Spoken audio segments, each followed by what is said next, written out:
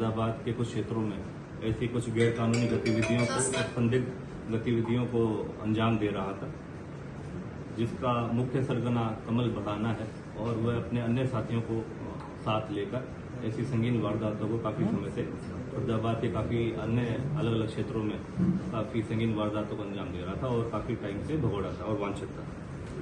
इसकी आपराधिक पृष्ठभूमि को देखते हुए जिस तरीके से कमल बढ़ाना के ऊपर 15 ऐसे आपराधिक मुकदमे पहले से ही दर्ज हैं और उसके जो अन्य साथी हैं जिनको आज फरीदाबाद क्राइम ब्रांच ने पकड़ने में सफलता प्राप्त करी है, कुल 4 ऐसे अपराधियों को पकड़ने में सफलता प्राप्त करी है जो वांछित थे, जो इनामी थे और इस तरीके की काफ़ी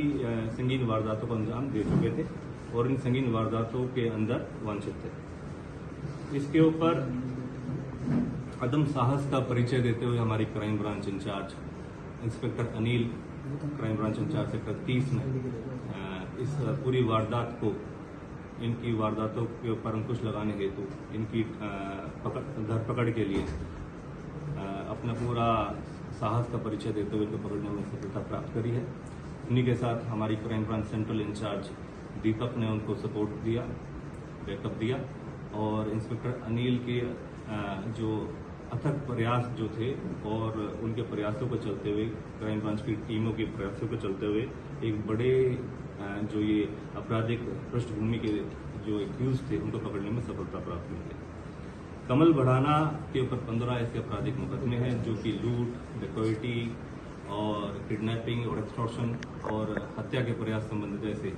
काफ़ी संगीन वारदात इसने अंजाम दे रखा है अपने साथियों के साथ मिलकर। और कमल बढ़ाना के साथ जो उसका दूसरा साथी है वो शशिकांत है और ये पल्ला सेहतपुर से बिलोंग करता है और इसने भी ऐसे 6 अन्य ऐसे वारदातों को अंजाम दे रखा है जिसको भी पकड़ने में सफलता प्राप्त करी है। इन्हीं के अन्य 2 साथी, एक रोहित छिद्दा और मनीष उर्फ गोलू, इनको भी पकड़ने में सफलता प्राप्त करी है। मैं इसकी पृष्ठभूमि जो देता हूँ कि भी किस तरीके के मॉडस ऑपरेंडी ये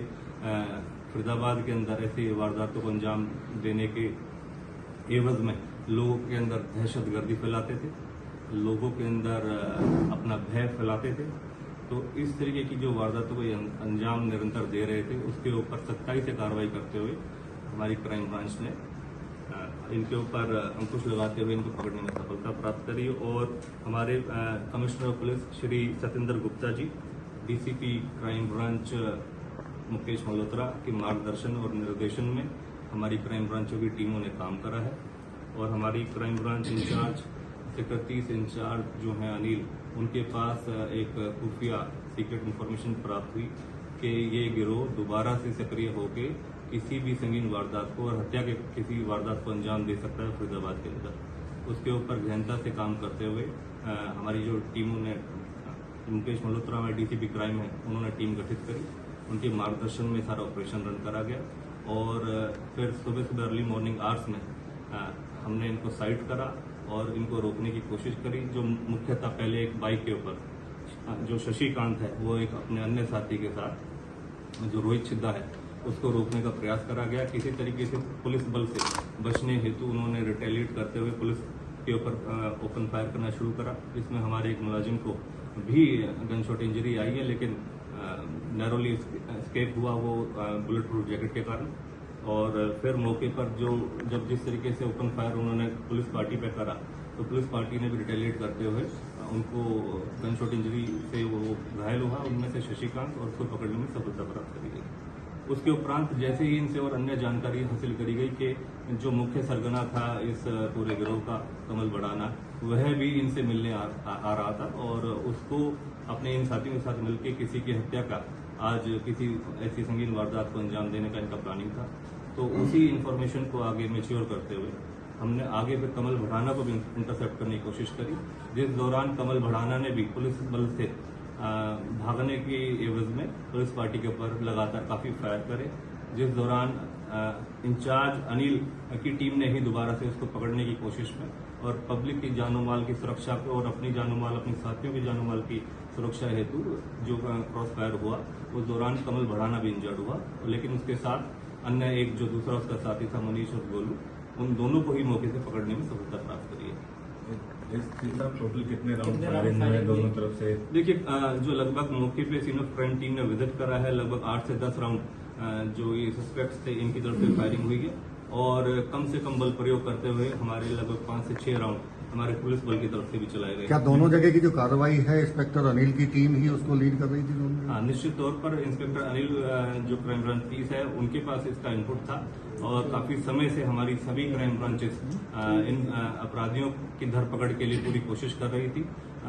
और जिसमें जैसे मैंने बताया आदम साहस का परिचय दिया है अनिल इंस्पेक्टर ने जो क्राइम ब्रांच 30 के इंचार्ज हैं और इनको पकड़ने हेतु जो इनका अथक प्रयास था वो सफल हुआ। जिस तरीके से ये अपने फरीदाबाद के क्षेत्र में जो दहशतगर्दी फैला रहे हैं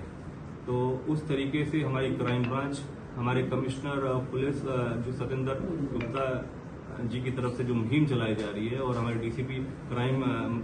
मुकेश मल्होत्रा साहब की तरफ से जो मुहिम चलाई जा रही है कि इस तरीके से कोई भी व्यक्ति विशेष या एक्यूज या सस्पेक्ट जो ऐसी दहशतगर्दी के अंदर या ऐसी संगीन वारदातों को फरीदाबाद में अंजाम दे रहे हैं उनके ऊपर अंकुश लगाने हेतु कड़ा से कड़ा उनके ऊपर प्रहार करा जा रहा है और उन्हीं की भाषा में कानूनन जो भी पुलिस बेस्ट से बेस्ट कर सकती है वो करने की कोशिश कर रही है ताकि उनके ऊपर अंकुश लगाया जा सके। कितने मुकदमे दर्ज थे इनके ऊपर?